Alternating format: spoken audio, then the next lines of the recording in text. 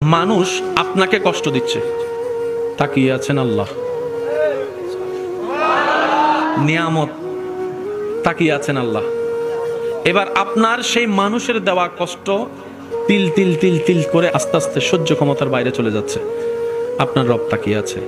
শনিবার, রবিবার, সোমবার, মঙ্গলবার, বুধ হয়ে বৃহস্পতি হয়ে আবার শুক্রবার, সপ্তাহ চলে যাচ্ছে, মাস হয়ে যাচ্ছে। আপনি শুধু রবের দিকে তাকায় সবর করে আছেন।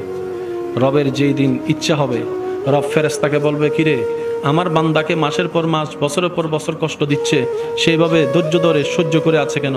ফেরেশতা বলবে, আল্লাহ তোমার হুকুমের অপেক্ষায় বসে আছে, তোমার হুকুমের অপেক্ষায় বসে আছে। সে তোমাকে সন্তুষ্টি করার জন্য মুখ থাকার পরও গালির পরিবর্তে গালি দিচ্ছে না।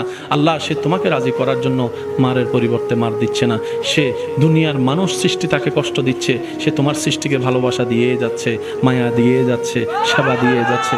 রব্বুল আলামিন বলবে, আমার বান্দা আমার হুকুমের অপেক্ষায় বসে আছে, আমার বান্দা আমার সন্তুষ্টির অপেক্ষায় বসে আছে। এত কষ্ট সহ্য করছে, বুক ফেটে যাচ্ছে, চোখের পানি পড়ছে, তারপরও সে ধৈর্য ধরে আছে। ইন্নাল্লাহা মা'আস সাবিরিন। ফেরেশতা জেনে রাখো, আজকে থেকে আমি আল্লাহ আমার এই বান্দার সাথে আছি। তার ধৈর্য ধরাটা, অপেক্ষা করাটা আমি রবের পছন্দ হয়েছে। সুবহানাল্লাহ।